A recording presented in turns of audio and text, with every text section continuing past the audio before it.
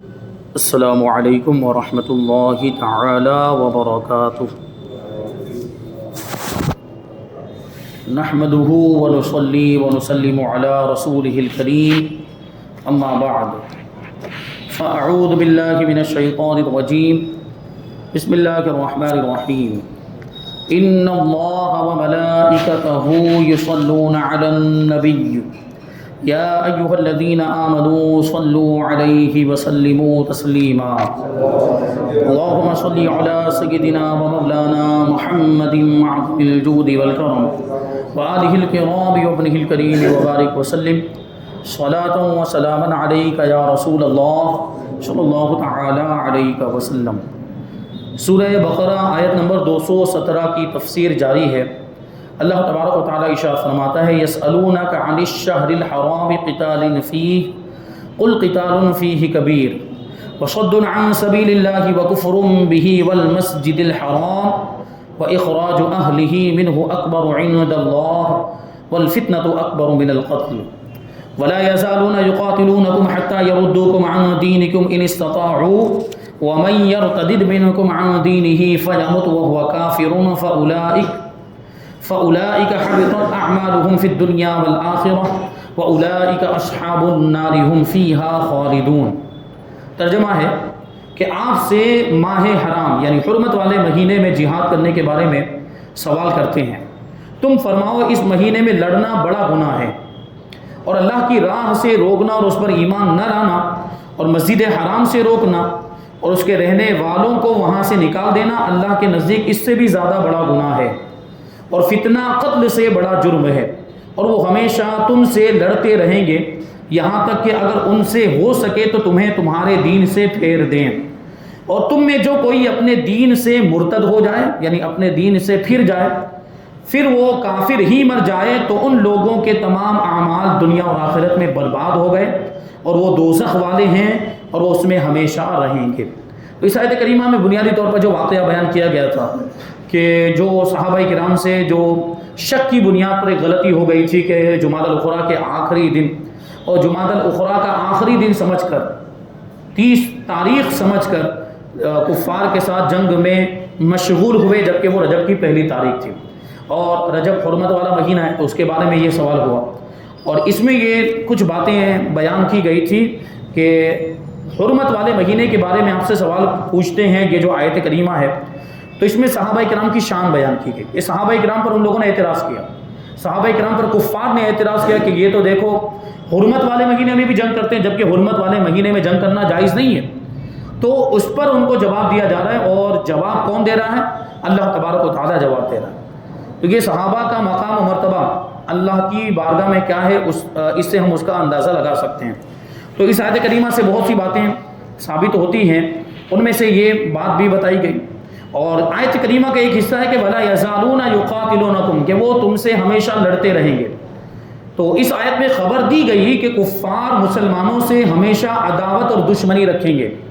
میں نے یہ بات پہلے بھی عرض کی تھی کہ کفار چاہے وہ کسی بھی مذہب سے تعلق رکھتا ہو اور کسی بھی دین سے یعنی کسی بھی باطل دین سے، کیونکہ دین اسلام کے علاوہ جتنے بھی سارے دین اور جتنے بھی سارے مذاہب ہیں وہ سب باطل ہیں، کیونکہ اسلام کے آ جانے کے بعد اب کسی اور مذہب پر عمل کرنا جائز ہی نہیں ہے، اگر وہ انبیاء کرام کا مذہب ہی کیوں نہ ہو، انبیاء کرام کی شریعت ہی کیوں نہ ہو، دوسرے انبیاء کرام حضور پاک صلی اللہ علیہ وسلم کے دنیا میں تشریف لانے کے بعد اعلان نبوت فرمانے کے بعد اب کسی اور مذہب اور کسی اور دین پر عمل کرنا جائز ہی نہیں ہے۔ تو کفار کے بارے میں نے یہ بات عرض کی تھی کہ کفار چاہے کسی بھی مذہب سے تعلق رکھتے ہوں، چاہے وہ یہود و نصارہ ہو، مشرکین ہو، مجوس ہو، کوئی بھی ہو، وہ مسلمانوں کے کبھی بھی ہمدرد اور خیر خواہ نہیں ہو سکتے۔ یہ سارے کفار کے بارے میں یہ بات مطلقاً فرمائی جا رہی ہے کہ وہ ہمیشہ تمہارے دشمن رہیں گے، ان کے دلوں میں ہمیشہ تمہاری دشمنی اور عداوت رہے گی، اور جہاں تک ان سے ممکن ہوگا وہ مسلمانوں کو دین سے منحرف کرنے کی کوشش کرتے رہیں گے۔ لیکن کفار کی یہی کوشش ہر زمانے میں رہی اور اب بھی ہے، اور آگے بھی وہ یہ کوشش کرتے رہیں گے کہ مسلمان ان کے دین سے پھر جائیں، یعنی مسلمان معاذ اللہ اسلام کو چھوڑ دیں، مرتد ہو جائیں۔ اور یہ طریقہ میں نے ابھی عرض کیا کہ یہ ہماری بچیوں کو اس تعلق سے جو ہے کہ ان پر حملہ ہو رہا ہے، ان کے ایمان پر حملہ ہو رہا ہے، بچیوں کو مرتد بنایا جا رہا ہے۔ میں نے پچھلے والے درس میں اس بات کو تفصیل کے ساتھ بیان کیا تھا۔ تو یہ مرتد بنانے کی کوششیں جاری ہے کہ دین اسلام ہی سے ہم کو پھیر دینا چاہتے ہیں۔ چنانچہ آج دنیا میں یہی ہو رہا ہے کہ مسلمانوں کو مرتد بنایا جا رہا ہے۔ کفار کی ہزاروں تنظیمیں مسلم اور غیر مسلم ممالک میں اپنا دین اور کلچر، اپنی تہذیب پھیلانے میں مشغول ہے۔ آج دیکھیں مسلمان اپنی تہذیب کو بھول گیا، اسلامی طور طریقے کو بھول گیا، غیروں کے طور طریقے کو اپنا لیا ہے، غیروں کی تہذیب کو، غیروں کے کلچر کو اپنا لیا، انگریزوں کا کلچر۔ آج یہود و نصارہ کا کلچر ہم نے اپنایا ہوا ہے، اور ہم اپنے اسلام کے احکام کو اور شریعت کو پس پشت ڈالے ہوئے ہیں، اور ان کے کلچر کو اپنانے میں ہی کامیابی سمجھی جا رہی کہ ہم ماڈرن کہلائیں گے، ہم ترقی یافتہ اسی وقت کہلائیں گے، ہم دنیا میں اعتبار سے کامیاب اسی وقت کہلائیں گے جب ہم انگریزوں کے طریقے پر عمل کریں گے۔ تو یہ سب دیکھیں، وہ ذہنی طور پر یہ ذہنی غلامی ہے، ذہنی غلامی ہے کہ ہم اگرچہ اب مسلمان ہونے کا دعویٰ کر لیں لیکن طور طریقہ تو ان کا اپنایا ہوا ہے ہم نے۔ تو یہ ہو رہا ہے، یہ ان لوگوں نے پوری سازش کے تحت یہ کیا کہ ہمارے درمیان انہوں نے اپنا کلچر داخل کر دیا۔ اب دیکھیں ہمارے نوجوان داڑیاں کٹا رہے ہیں، جبکہ سنت کیا ہے داڑھی رکھنا۔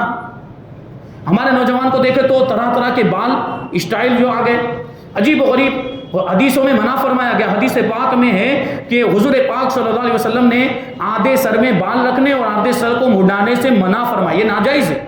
یہ ابھی کیا ہو رہا ہے، یہ ادھر سے منڈا دیا جاتا ہے یہاں سے، اور یہ بیچ میں مرغے کی طرح بال رکھے جاتے ہیں۔ یہ ہو رہا ہے کہ یہ غیروں کا طریقہ، اور اسلام میں تو اس سے منع فرمایا گیا، یا تو پورے بال رکھے جائیں گے یا پھر سر کو منڈانا ثابت ہے۔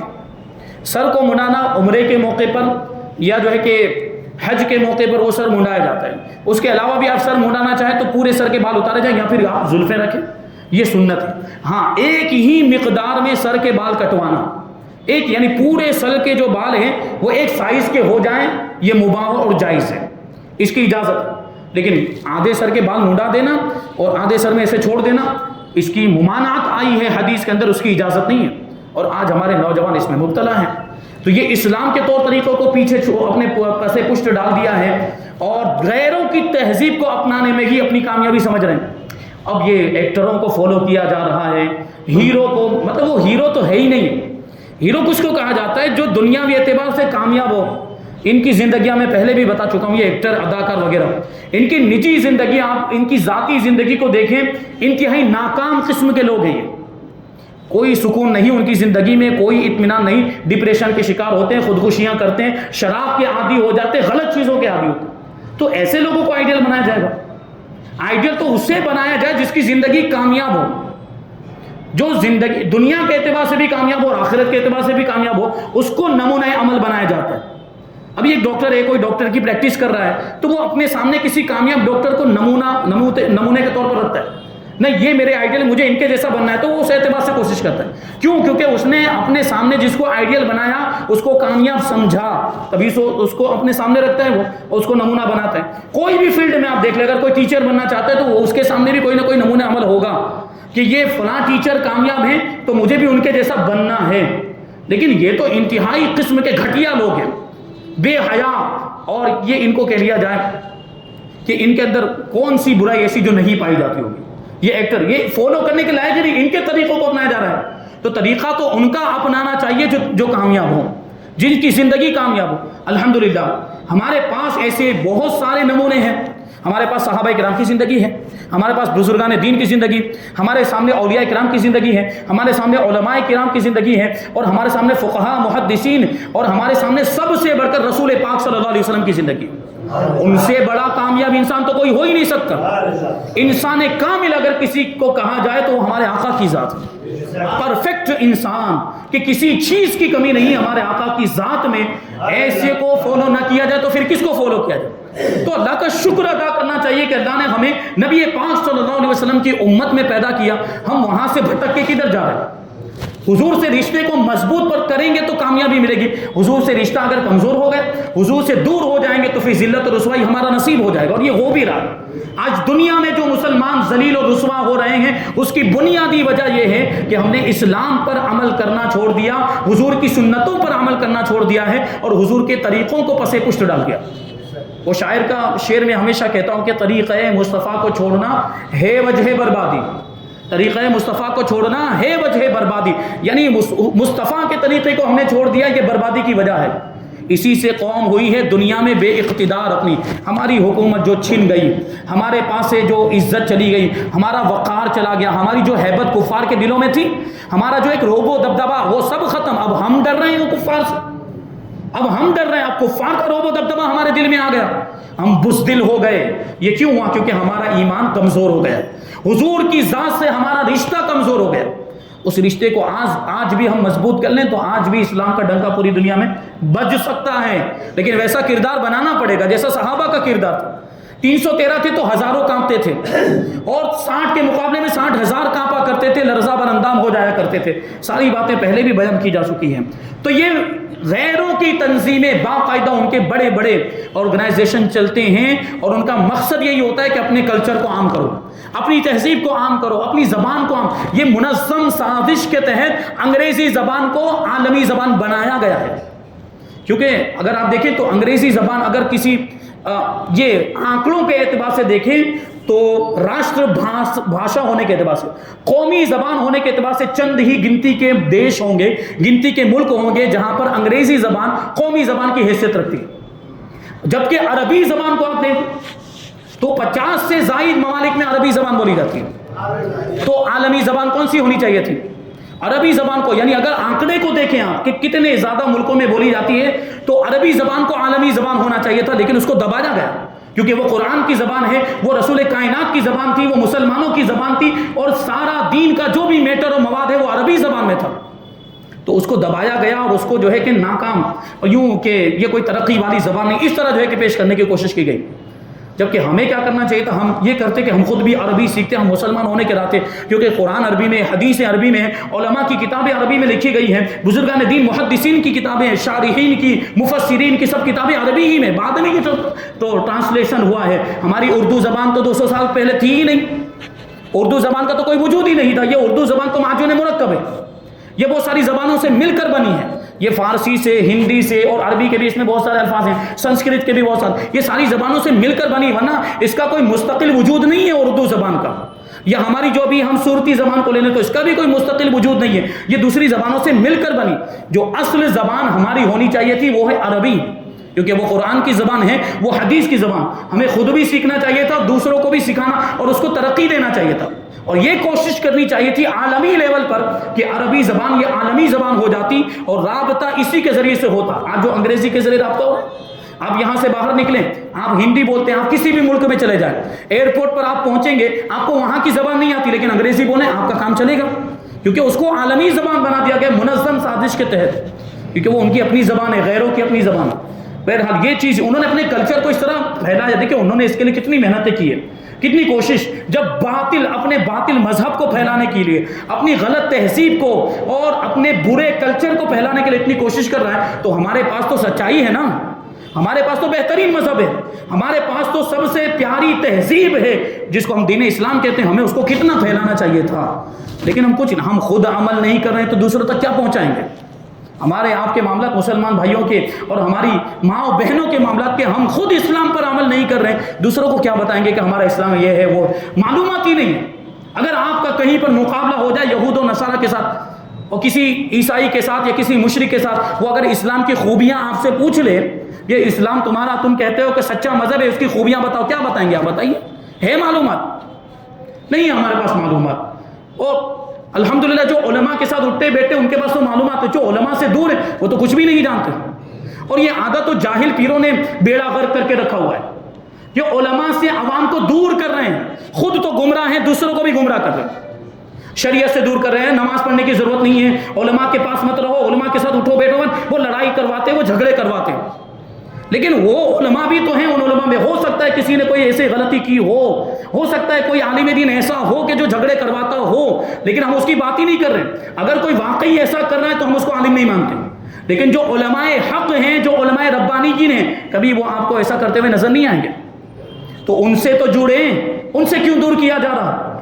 یہی تو علماء ہیں جو دین کے سپاہی ہیں، جو دین کا سچا پیغام لوگوں تک پہنچاتے ہیں، اور انہی سے دور کیا جا رہا ہے۔ اب ظاہر سی بات ہے ایسے پیر بھی لوگوں کو پسند آتے ہیں، کیوں؟ کیونکہ ایسا پیر وہ برائی سے نہیں روکے گا، یہ جاہل پیر جو ہوگا ابھی اب گناہوں سے نہیں روکے گا، شراب پیتا ابھی کوئی بات نہیں ہے، بس میرے پاس آتا جاتا رہنا، نذرانے ہدیے تحفے تحائف لے کے آتے رہے، بس ان کو تو یہی چاہیے، دنیا کی دولت۔ اور وہ مرید کو بھی بڑا مزہ آتا ہے ایسے پیر کے بارے میں، ہاں ہمارے پیر صاحب تو بہت اچھے ہیں، نہ تو نیکیوں کا حکم دیتے ہیں، نہ نماز پڑھنے کا حکم دیتے ہیں، نہ کسی برائی سے ہم کو روکتے ہیں، ہمارے پیر تو ہمارے ہی جیسے ہیں، تو مزہ آتا ہے ان کو، بہت اچھا لگتا ہے۔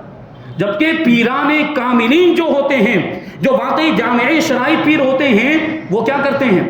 وہ تو سب سے پہلے ہم دیکھتے ہی ہیں، وہ مرید بناتے وقت ہی وعدہ لیا جاتا ہے کہ گناہوں سے بچتا رہوں گا، میں اپنے پچھلے گناہوں سے توبہ کرتا ہوں، آئندہ ایسے گناہوں سے جھوٹ غیبت چغلی وغیرہ سے بچتا رہوں گا، نمازیں پڑھتا رہوں گا، یہ وعدہ لیا جاتا ہے کہ نہیں مرید بناتے وقت؟ اور پھر وہ پیر کامل اپنی پوری زندگی اپنی مریدین کی رہنمائی بھی کرتا ہے۔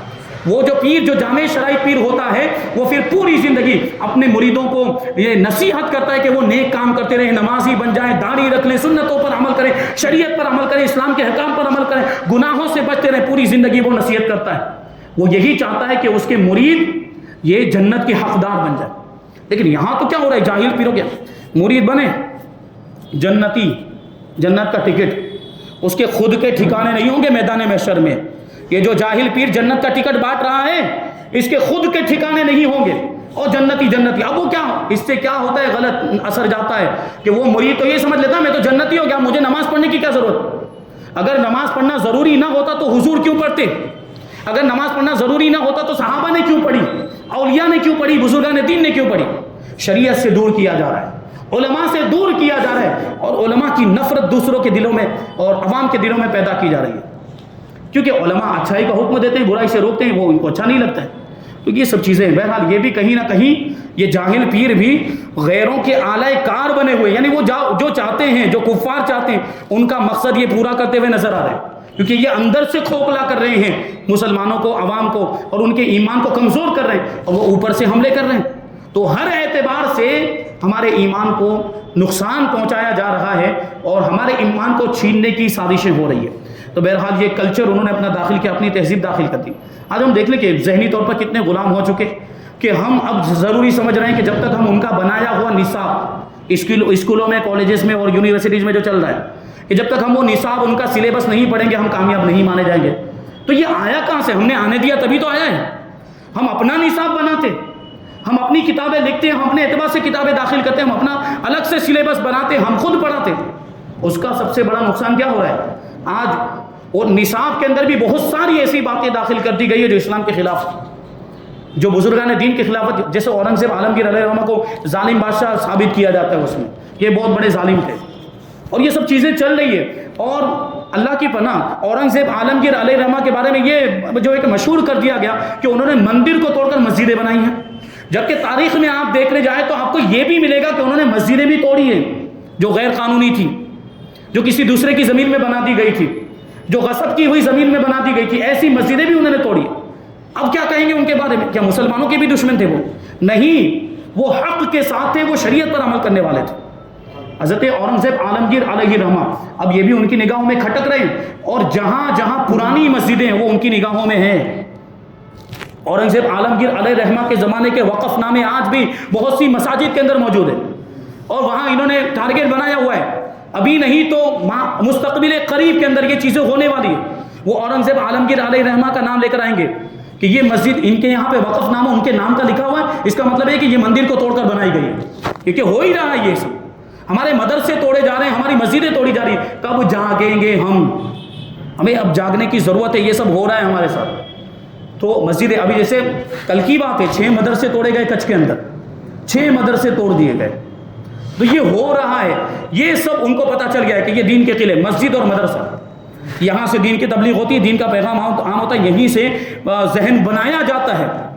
یہ عوام اہل سنت کا، مسلمانوں کا اسلام کے تعلق سے ایک جذبہ بیدار کیا جاتا ہے، تو انہوں نے اس کو سمجھ لیا۔ اب مسجدیں ختم کی جا رہی ہے، اور کیا کہہ لیں گے، مدرسے ختم کیے جا رہے ہیں، کیونکہ وہاں سے دین کے سپاہی پیدا ہو۔ مدرسے ہی نہیں ہوں گے تو دین کے سپاہی بھی پیدا نہیں ہوں گے، تو پھر دین کا کام ہی نہیں ہو پائے گا۔ اب مسلمانوں کو ختم کرنا آسان ہو جائے گا۔ یہ منظم سازش کے تحت یہ سب ہو رہا ہے۔ تو انہوں نے اپنا کلچر اور اپنی تہذیب کو خوب پھیلایا۔ جہاں اصل اسلام سے لوگ پھر سکتے تھے، وہاں اسلام ہی سے لوگوں کو پھیرنے کی یہ لوگ کوشش کر رہے ہیں، اور جہاں یہ نہ ہو سکے وہاں لوگوں کو قرآن کی من مانی تعویلوں میں لگا دیتے ہیں، کفار. یہ قرآن کو مطلب ویسے تو بدلا نہیں جا سکتا, قرآن کی آیت کو تو ڈائریکٹ نہیں بدل سکتے ورنہ پوری دنیا ان کے خلاف ہو جائے. تو قرآن کا غلط مطلب نکالتے ہیں, قرآن کی غلط تعویل کرتے ہیں معاذ اللہ, اور حدیثوں کے انکار میں لگا دیا ہے لوگوں کو, نت نئے فتنوں میں مبتلا کر دیا گیا. اگر ایمانیات پر وہ حملہ نہیں کر سکتے تو اخلاقیات تباہ کر کے ایمان کمزور میں کرنے میں لگے ہوئے ہیں. کیونکہ اخلاقیات یعنی اگر آدمی گناہوں میں مبتلا ہو جائے گا تو جو اس کی روحانی زندگی ہے اس کو نقصان پہنچے گا, یعنی اس کا ایمان کمزور ہو جائے گا. اور ایک بات میں آپ کو بتاؤں یہاں پر کہ یہودیوں نے یہ منظم سازش کی ہے, یہ پورے منصوبہ بندی کے ساتھ یہ انہوں نے کیا ہے. انہوں نے مسلمانوں کے اندر 3 چیزیں عام کی ہیں, یہ غور کریں گے آپ. مسلمانوں میں 3 چیزیں پوری انہوں نے منصوبہ بند طریقے سے پلاننگ کے ساتھ یہ انہوں نے کیا ہے. اور وہ 3 چیزیں کیا ہیں کہ مسلمانوں میں عام کر دیں. وہ ہے سب سے پہلے زنا عام کر دیا جائے, دوسرے نمبر پر ہے شراب, اور تیسرے نمبر پر ہے سود خوری, بیاج خوری. یہ 3 گناہ اگر آپ غور کریں تو دوسرے بہت سارے گناہ یہ ان 3 گناہوں کی وجہ سے جنم لیتے ہیں, دوسرے بہت سارے گناہ. تو ان لوگوں نے یہ سوچا, یہ باقاعدہ ریسرچ کیا ہوگا ان لوگوں نے, باقاعدہ اس پر تحقیقات کی ہوگی, اس نتیجے پر پہنچے ہوں گے کہ یہ 3 گناہ بہت اہم ہیں, یہ پھیلاؤ تو ان کا ایمان کمزور ہو جائے گا اور پھر ان کو مٹانا آسان ہو جائے گا. یہ کر رہے ہیں باقاعدہ, اور ہم دیکھ بھی رہے ہیں کہ ہمارے معاشرے میں یہ چیزیں عام ہو رہی ہے. سود خوری تو اتنی عام ہو گئی کہ اللہ کی پناہ, ابھی تو کوئی پوچھتا ہی نہیں کہ میں جو کاروبار کر رہا ہوں وہ حلال بھی ہے کہ نہیں. سود کھا رہے ہیں, ان کو پتہ بھی نہیں ہے کہ یہ سود ہے. بیاج کھا رہے ہیں, ان کو پتہ نہیں کہ یہ بیاج ہے. یہ عام, اتنا عام کر دیا. کیونکہ آج جو بھی نئے طریقے آ رہے ہیں, میں نے پہلے بھی بتایا کہ وہ نیا طریقہ سب سے پہلے مغربی ممالک میں ایجاد ہوتا ہے. خرید و فروخت کا, لین دین کا جو بھی نیا طریقہ اور معاملہ سب سے پہلے وہ وہاں ویسٹرن کنٹریز میں ایجاد ہوگا, وہاں تیار ہوگا, وہاں اس کو رواج دیا جائے گا, پھر وہ ہوتے ہوتے ہمارے یہاں پہ آ جاتا ہے. اور اب یہاں پہ نیا طریقہ آیا تو کیا ہمارے مسلمان بھائیوں کی کیا ذمہ داری بنتی ہے کہ وہ علماء سے جا کر پوچھیں, وہ مفتیان کرام سے جا کر پوچھیں کہ یہ نیا طریقہ آیا, ہم کریں کہ نہ کریں. نہیں, وہ کرنا شروع کر دیتے, وہ مبتلا ہو جاتے ہیں. پھر بعد میں اگر ان کو کوئی سمجھاتا ہے, ویسے تو بہت سے لوگ ایسے وہ اس پر توجہ ہی نہیں دے, بس فائدہ ہوتا ہے نا ہمارا, حلال ہمارا حرام سے ہم کو کوئی مطلب ہی نہیں, جائز ناجائز سے ہم کو کوئی مطلب نہیں, بس ہمارا تو فائدہ ہونا چاہیے. یہ تو کچھ لوگوں کی ذہنیت بنی ہوئی ہے. اب کچھ لوگوں کو توفیق ملتی بھی ہے تو بعد میں آ کے پوچھتے ہیں, پہلے مبتلا ہو چکے اب آ کر پوچھ رہے ہیں. جبکہ کیا ذمہ داری تھی کہ پہلے پوچھتے پھر عمل کرتے, پھر اس میں وہ ملوث ہوتے. اس طرح کے معاملات ہمیں دیکھنے کو ملتے ہیں. تو یہ بھی دیکھیے, اس طریقے سے بھی ہمیں گناہوں میں مبتلا کیا جا رہا ہے. سود کے اور زنا کے بھی کتنے معاملات ہمارے سامنے آ رہے ہیں, شراب نوشی کے بھی معاملات. تو یہ سب چیزیں ہمارے اخلاقیات کو, ہمارے ایمان کو کمزور کرنے کی کوششیں کی جا رہی ہے. الغرض آیت کی حقانیت واضح ہے کہ کفار تمہیں ہمیشہ دین سے پھیرنے کی کوشش میں لگے رہیں گے, اور ان کی تو ایک کوشش یہی ہوگی کہ مرتد ہو جائے, سب لوگ اسلام کو چھوڑ دیں اور ان کے مذہب کو اپنا لیں. بہرحال میں نے یہ بات بھی عرض کی تھی کہ کفار ویسے تو آپس میں ایک دوسرے کے دشمن ہیں, لیکن جب اسلام کی بات آتی ہے تو سب ایک ہو جاتے ہیں. اسلام کی جب بات آتی ہے تو سب ایک ہو جاتے ہیں. پھر یہود کیا, پھر نصارہ کیا, یہود و نصارہ آپس میں ازلی دشمن ہے, پہلے دن سے دشمن ہے. لیکن جب اسلام کا چاند نمودار ہوا, جب اسلام کا چاند طلوع ہوا, یعنی حضور نے اعلان نبوت فرمایا اور اسلام کی دعوت شروع کی, تو یہ دونوں ایک ہو گئے. اور اسی طریقے سے ہمارے ملک کے جو مشرکین ہیں وہ بھی جب بھی موقع ملتا ہے وہی بولی بولتے ہیں جو یہود و نصارہ کی بولی ہے. بہرحال ہمیں ہر اعتبار سے چیلنجز کا سامنا ہے.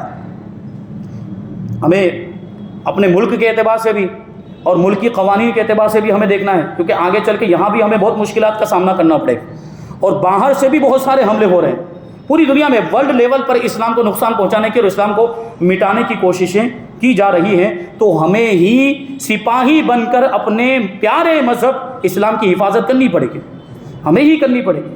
تو یہ ہم اپنی اس ذمہ داری کو سمجھیں, اور اس کی حفاظت کی سب سے پہلی سیڑھی ہے کہ ہم خود عمل کرنا شروع کر دیں. ہم اپنی اولاد کی بھی ویسی اس انداز میں تربیت کریں کہ ہماری اولاد بھی اسلام کی جانثار بنے, اسلام کی وفادار بنے, حضور کی وفادار بنے, اور وہ عاشق رسول بنے. عشق رسول پلائیے اپنی اولاد کو, عشق رسول پلائیے, کیونکہ عشق رسول ہی تو ایمان کی جان ہے, عشق رسول نہیں تو ایمان ہی نہیں. اور بھی بہت ساری باتیں انشاءاللہ اس کے تعلق سے ہم آئندہ درس میں شامل کریں گے. اللہ تبارک و تعالیٰ کی بارگاہ میں دعا ہے کہ جو کچھ بھی بیان ہوا اس پر ہم سب کو عمل کرنے کی توفیق عطا فرمائے, اور نور قرآن سے ہم سب کے دلوں کو روشن اور منور فرمائے. وما علینا الا البلاغ.